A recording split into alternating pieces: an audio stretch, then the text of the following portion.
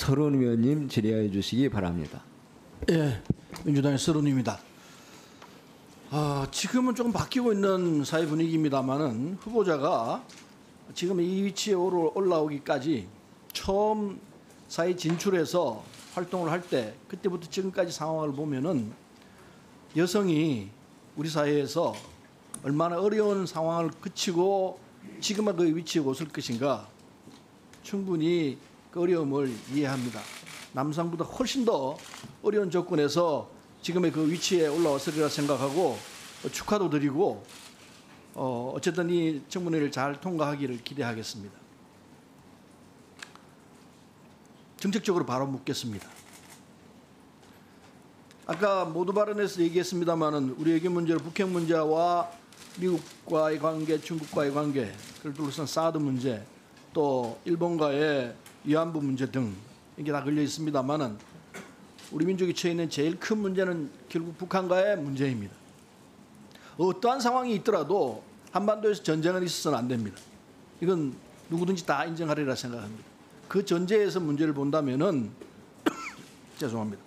북한 핵 문제를 어떻게 풀 것인가 참 하기 싫은 상상이고 그리고 그렇긴 한데 만일에 북한이 끝까지 핵을 고집한다고 할 때는 어떻게 해야 할 것인가 여기에 대한 대비가 있어야 되고 그러하다고 생각하는데 본위원회에서 한 번도 거기에 대해서 제대로 된 답변이 나온 적이 없었습니다.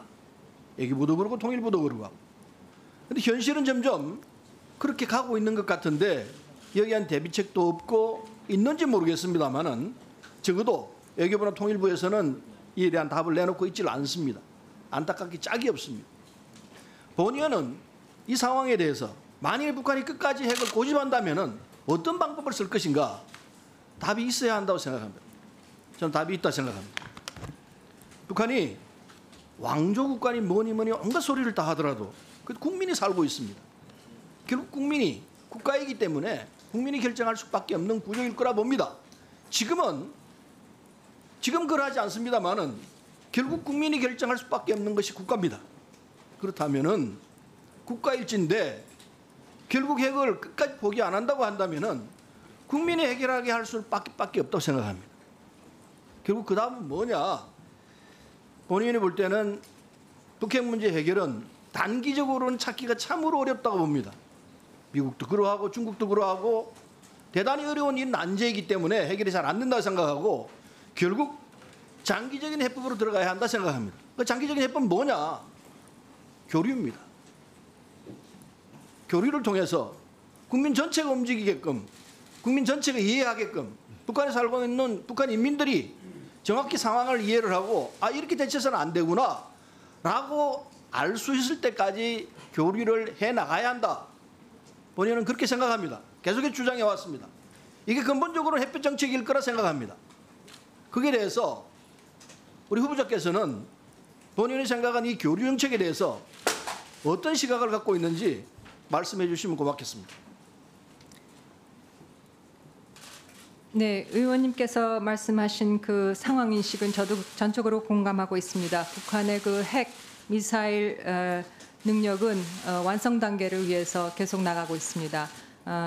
북한 핵에 대한 안보리 제재가 시작된 시점에서 지금까지 상황이 더욱더 엄중해졌습니다. 북한 핵 해결을 위한 그 답안이 쉽지 않은 것도 사실입니다. 그만큼 우리의 한미 간의 공조 그리고 주변국과의 협의가 더욱더 절실하고 기묘한 상황이라고 하겠습니다. 그렇지만 말씀하신 대로 북한도 계속 도발, 무장화해 나가려 한다면은 압박과 제재가 더욱더 강화될 수밖에 없는 상황이고 그로 인해서 주민들의 경제적인 어려움이나 외교적인 고립도 점점 더 심화될 것입니다. 그래서 그러한 강력한 메시지와 함께 또 핵 무장의 길을 포기하고 대화의 길로 나오면은 안전과 그리고 경제적인 발전 이런 것이 보장될 수 있다는 이 두 가지의 메시지를 다양한 채널을 통해서 계속 지속적으로 전달하면서 북한 태도의 그 변화를 유인해야 되고 견인해야 된다고 생각합니다. 말씀하신 그 북한 주민과의 교류에 대해서는 저도 그 취지에 공감합니다. 다만 그 방법에 있어서 이제는 북한 제재의 틀이라는 국제사회의 그 제재의 틀이 있기 때문에 그 틀에 훼손하지 않는 범위 내에서 진행이 된다고 생각합니다. 다만 순수한 인도적인 차원에서의 교류는 제재의 틀에서도 예외를 인정하고 있습니다. 그래서 그 예외의 틀 속에서 유엔이 하는 인도 지원 사업은 소규모로나마 계속되고 있습니다. 그래서 유엔을 통해서 인도 지원을 모색하는 것이 아마도 처음 조치가 될 수 있을 거라고 생각합니다. 네. 그런데 지금 이 북핵 문제, 한반도 문제를 보는 시각은 국내에서도 보수와 진보가 굉장한 차이가 있습니다. 남남 대화가 굉장히 필요한 상황입니다. 문재인 정부 들어서 꼭 필요한 일은 북한과의 대화를 앞서서 남남 내 진보 보수 간의 대화가 꼭 필요합니다. 특히 뿐만 아니라 미국 내에 있는 보수적 입장을 갖고 있는 분들, 그분들하고도 충분한 대화를 해야 합니다. 그분들이 문재인 정부가 갖고 있는 대북 정책에 대해서 이해를 하게끔 해야 한다고 생각합니다. 그게 장관이 해야 할 역할이라 생각하고, 두 가지 역할, 남남 대화, 그리고 미국 내 보수적 입장을 갖고 있는 분들을 설득하고 이해하고, 그리고 남북 대화를 해 나가야만이 그 결과가 나쁘지 않은 결과가 나오리라 생각합니다. 반드시 염두에 둘러야 될 것은 남남 대화, 그리고 미 보수적 입장을 갖고 있는 분들을 설득하는 일, 그걸 전제하고, 그리고 북핵 대화, 북한 문제의 대화를 해 나가야 한다 생각을 하고, 마지막으로 한일 위안부 문제는 새로 해야 한다고 본의원은 생각합니다. 다시 회담을 새로 해서 잘못된 부분은 고치고, 그리고 바로 잡아야 한다 생각합니다. 장관 후보자께서는 이 점에 대해서 위안부 합의를 다시 해야 한다는 많은 국민들의 주장에 대해서 어떻게 생각하는지 말씀해 주시면 고맙겠습니다. 네, 의원님, 그 위안부 합의 문제는 저도 유엔의 인권을 담당 6년간 한 입장에서 그 합의서가 맨 처음에 나왔을 때 저도 굉장히 의아스럽게 했던 부분이 많이 있습니다. 이것이 과연 위안부 할머님들 그 피해자 중심의 접근으로서 도출해낸 합의서인지, 그리고 이것이 과거 역사의 교훈으로 남아있을 부분을 제대로 수용한 것인지 등등에 대해서 저도 의문점이 많이 있었습니다. 그리고 역시 이 합의서가 대다수 국민들이 정서적으로 받아들이지 못하는, 대통령께서도 말씀하셨던 그러한 상황이 되었습니다. 합의가 존재하는 것도 하나의 현실입니다. 그리고 이 합의를 지켜야 나가야 된다는 것이 국제사회의 관행입니다. 그렇지만 앞으로 나가는 데 있어서 모든 방안을 검토할 수가 있다고 생각합니다. 그래서 우리 내부의 검토, 위안부 할머님들 피해자들은 물론 그 단체, 그리고 우리 정부의, 그리고 우리 국민들의 지혜를 모아서 의원님들과의 지혜를 모을 필요가 있고, 궁극적으로는 일본의 진정성 있는 조치, 그 피해자들의 마음에 와닿는 조치가 있어야 될 것으로 생각합니다. 그런 방향으로 적극 노력해 보겠습니다. 네, 서른 의원님 수고하셨습니다. 이번에는 윤영석 의원님 질의하여 주시기 바랍니다.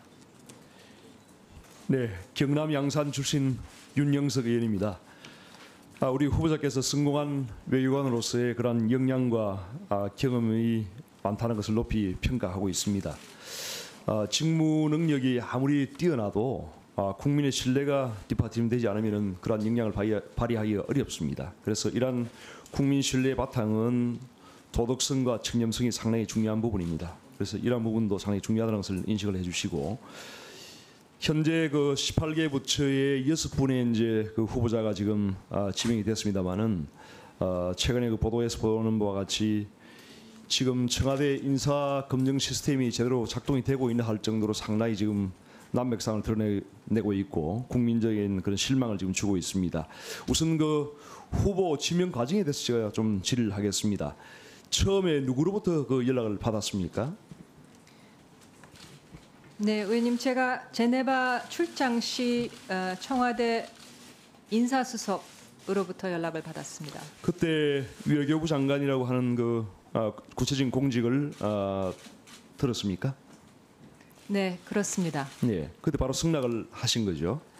바로 승낙은 아니고요. 제가 서울에 있는 저희 남편, 그리고 거제도에 있는 저희 남편, 그리고 서울에 계신 저희 친정 어머님께 여쭙고 허락을 받았습니다. 네. 인사 검증 체크리스트를 아마 제출하셨을 것 같은데 몇 문항 정도로 기억을 하십니까? 정확히 숫자는 기억나지 않습니다만 대단히 많았던 것으로 많은 시간을 요했습니다. 네, 그 내용 중에 당연히 그 고위공직자 5대 비리 배제 문항, 즉 병력 면탈, 부동산 투기, 세금 탈루, 위장 전입, 그리고 논문 표절에 관한 부분도 있었겠죠. 네, 있었습니다. 네. 청와대 인사수석의 최초 발표에 의하면은 그 위장 전입에 대한 부분만 문제가 있다는 식으로 발표를 했습니다. 그 부분 나중에 이제 좀 발표된 내용과는 다른 내용이 나왔었는데 지금 부동산 투기라든지 세금 탈루라든지 이러한 부분에 대해서도 분명히 그 문항이 있었을 텐데 어떻게 작성을 하셨나요? 문제가 없는 것으로 작성을 했습니까? 부동산 투기와 관련해서는 전혀 사실 무근이고요. 그리고 세금 탈루와 관련해서는 검증에 저희 일단 답변을 드린 다음에 여러 가지 증빙 서류를 첨부하는 과정에서 저도 그 증빙 서류라든가 여러 가지 자료들은 한국으로 돌아오는 비행기에서 봤습니다만 그 과정에서 세금을 낼 부분을 안 낸 것이 있다 하는 것을 저희가 발견해서 청문회를 준비하는 과정에서 냈습니다. 그러니까 최초의 그 체크리스트의 문항에 답변하실 때는 세금 탈루 부분이 없다고 이렇게 제출하신 거죠. 예, 그렇습니다. 그럼 그 당시에 전혀 인식을 못했다는 말씀입니까? 그렇습니다. 이 사실상 그 인사청문회는 이제 미국에서 우리가 도입을 한 제도인데 미국의 경우에 인사청문회에서 세금을 탈세한 경우에 통과된 경우가 저는 한 건도 없는 걸로 알고 있습니다. 그런데 지금 그 최근에 여러 가지 보도를 보다시피 지금 후보자는 상당히 많은 그 부분에 있어서 세금을 탈루한 것이 지금 드러나고 있고 그런 확실한 지금 증거들이 지금 나오고 있습니다. 어떻게 생각하십니까? 네, 의원님 너무 죄송하게 생각합니다. 제가 외국에서 오래 일을 하고 생활을 하다 보니까 그리고 저희의 그 한 가지 말씀드리고 싶은 것은 저희 그 재산 관계 관리에 있어서 말씀드리기 죄송합니다만 제가 세 딸의 맏딸로서 저희 친정 부모님 경제력이 없는 저희 친정 부모님을 늘 부양하고 있었습니다. 그렇기 때문에 남편의 재산 관리와 저의 재산 관리를 별도로 하는 걸로 남편이 저를 편하게 해주기 위해서요. 저희 부부는 처음부터 그렇게 살아왔는데 그래서 남편이 관리하는 재산 부분에 대해서 저도 잘 알지 못하고 저의 부분에 대해서도 남편도 잘 알지 못하는 세부적인 사항에 대해서는요. 그런 관련해서 이런 그 납세 의무에 대한 세부 사항에서 서로 몰랐던 부분이 있었던 거에서 대단히 죄송스럽게 생각합니다. 그래 그게 이제 한두 건이면 제가 이해를 하겠습니다. 그런데 한두 건이 아닙니다. 지금 문제는 저도 이제 공직생활을 했습니다마는 공직자는 매년 그 재산 등록을 하지 않습니까? 그렇기 때문에 후보자가 본인의 어떤 재산 관리에 대해서 몰랐다는 것은 그는 변명에 그는 되지 않는다고 저는 생각합니다. 공직자로서 외교부 공직자로서 근무를 오래 했었고 항상 그 재산 등록에 대해서 관리를 했을 텐데 그걸 몰랐다. 그거는 말이 안 된다고 생각하고요. 최근에 그 보도에도 나왔습니다마는 봉천동에 있는 그 다컴 산내빌 401호, 501호, 502호 이 주택 세 채를 이제 그리고 취득한 날이 2004년 7월 달입니다. 그렇죠? 법적으로 취득한 날이 그 준공을 하고 보존 등기를 했던 것이 2004년 7월 달인데 그로부터 한 달 후에 이것을 매각을 했습니다. 매각을 했는데 그 당시에 소득세법에 의하면은 96조에 1년 이내에 매각을 할 경우에는 실거래가액으로 신고를 하도록 명시를 하고 있습니다. 알고 계시죠? 네. 그런데 그것을 실거래가액으로 하지 않았다는 것이 지금 각종 증거 자료에서 지금 나오고 있고 제가 그 자료 제출 요구를 한 것이 지금 자료 제출이 안 되고 있습니다. 그래서 그 당시에 매수자의 그 등기부 등본을 떼보면은 그 채권 최고액이 1억 3천으로 돼 있는데 지금 매매 신고를 한 것은 7천만 원, 8천만 원대로 신고를 했다는 거죠. 그래서 이것은 상당히 많은 금액을 축소 신고해서 결국은 세금 탈루를 했다고 생각하는데 어떻게 생각하십니까? 네, 그 부분에 대해서는 2004년 저는 외국의 뉴욕 주한 대표부에서 근무를 하고 있었습니다. 이 집에 제 소유로 돼 있었고 저희 어머님께서 살고 계셨습니다. 그래서 2003년쯤에서 그 연립주택 4가구가 같이 살고 있는 상황이었는데 그 이웃 중에 한 분이 이게 낡고 헐었으니 재건축을 하자 하는 의견을 제시하셔서 업자를 통해서 재건축을 하시면서 8채를 새로 지셨다 합니다. 그 과정에서 사업을 추진하는 과정에서 대표 이름이 필요했기 때문에 어머님께서 뭐 주민들이 하자는 대로 제 이름이 올랐고요. 그 매도자가 본인 외에 3인으로 돼 있는 것은 통상 재건축을 하게 되면은 부동산 등기법에 건축 허가자 명의, 즉 당시에 4세대의 그로 보존 등기가 되기 때문에 부득이 저와 3인이 매도자가 된 것인데요. 실제 매매 대금은 시공자가 건축비로 충당하기 위하여 직접 받아간 것이라고 합니다. 당시 분양가와 실제 등 기상의 매매가 차이가 있다 하신 부분은 시공회사와 매수자가 거래를 직접 했기 때문에 저희 어머님도 이 부분에 대해서는 잘 모르고 있고 저도 물론 외국에 있었기 때문에 이 부분에 대해서는 전혀 모르고 있었습니다. 예, 윤영석 위원님 수고하셨습니다. 의원님 한 가지만 더 말씀드릴까요? 죄송합니다. 저희 많은 이렇게 불거진 재산 관리 문제에 있어서 제가 외교부 재직 시 2006년 전까지는 그 재산 신고를 공개했습니다. 하지만 하도 오래된 일이어서 그 서류들이 다 소멸되었다고 들었습니다만은 지금 현재 이렇게 물의를 일으킨 이 모든 재산 관리 사안은 그 이후의 일입니다. 그래서 저희 남편이 마련한 그 은퇴 후에 거제도 집이라든가 그리고 연립주택 재건축이라든가 그래서 제가 매년 이렇게 신고드릴 수 있는 그런 상황이 아니었습니다만 유엔의 공직자로서 또 저희는 이렇게 자세한 건 아니더라도 매년 재산 신고를 하고 있고 공개를 하고 있습니다. 예, 윤영석 위원님 수고하셨습니다. 이번에는 원혜영 위원님 질의하여 주시기 바랍니다. 원혜영 의원입니다. 유엔에서 몇 차례 뵀는데 이렇게 장관 국무위원 후보자로서 뵙게 돼서 더 반갑습니다. 유엔을 방문해서 우리 강 후보자를 뵀을 때 여성이 그런 고위직에 있다는 게 반가웠고 특히 한국 여성이 그런 국제 무대에서 중요한 역할을 하는 것에 대해서 아주 반가웠습니다.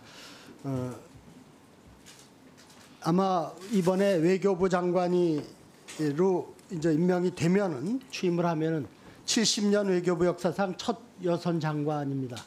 그리고 이번에 강경화 후보자의 발탁은 여성의 배려의 차원보다는 국제 무대에서 능력을 인정받은 전문가의 자질과 능력을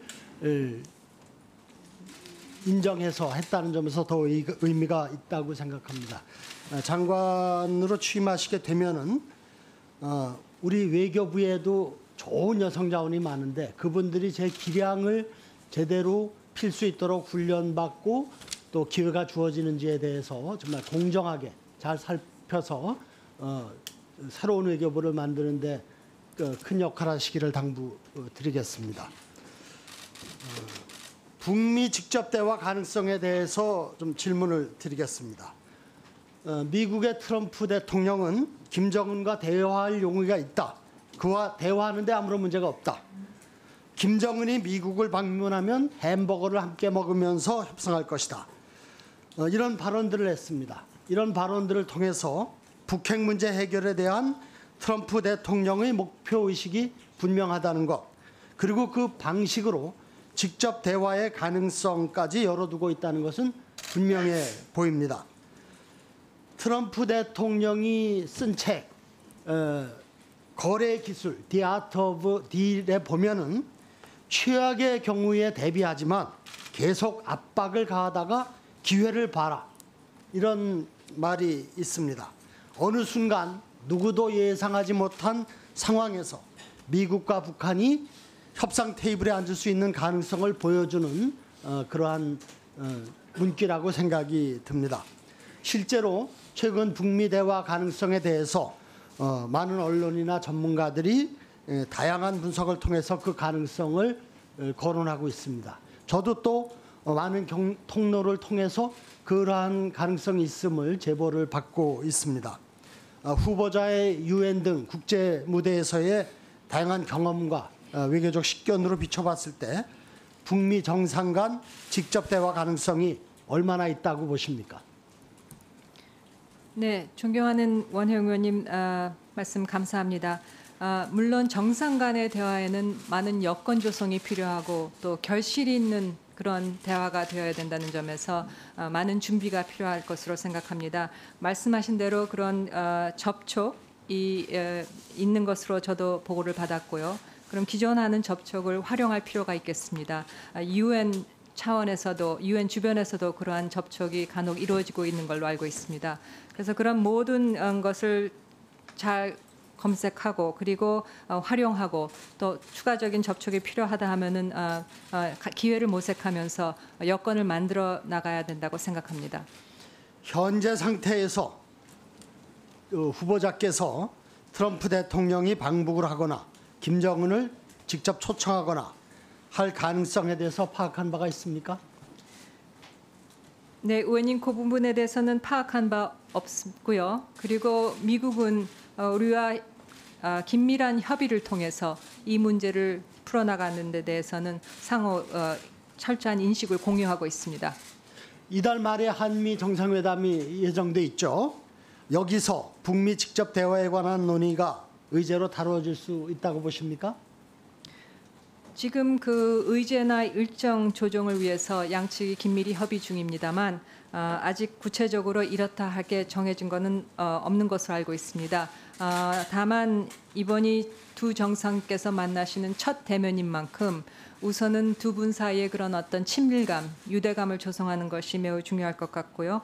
그리고 우선은 북핵 문제를 어떻게 풀어날 것이냐, 어떻게 공조를 강화해 나갈 것이냐 하는 그 부분에 두 분의 의견이 집중될 것으로 저는 예상하고 있습니다. 네. 북미 간 직접 대화가 이루어진다면 북핵 문제 해결에 큰 분수령이 될 것입니다. 그 가능성과 필요성에 대한 신중한 판단, 또 다양한 대책 마련과 치밀한 사전 작업이 필요함을 강조드립니다. 국제사회와의 협조와 공조는 매우 필요합니다. 그러나 중요한 것은 우리의 대북 접근법이 미국이나 중국 등 주변국에 의해서 좌우되지 않고 우리가 자율성과 주도권을 확보해서 끌어나가는 것이 중요하기 때문에 더욱 치밀한 준비와 대응을 당부드리겠습니다.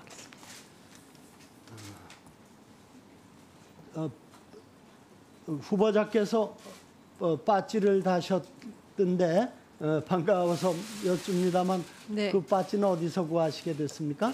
네, 의원님 지난주 금요일 나눔의 집을 방문했을 때 할머님께서 반갑게 달아주셨습니다. 네.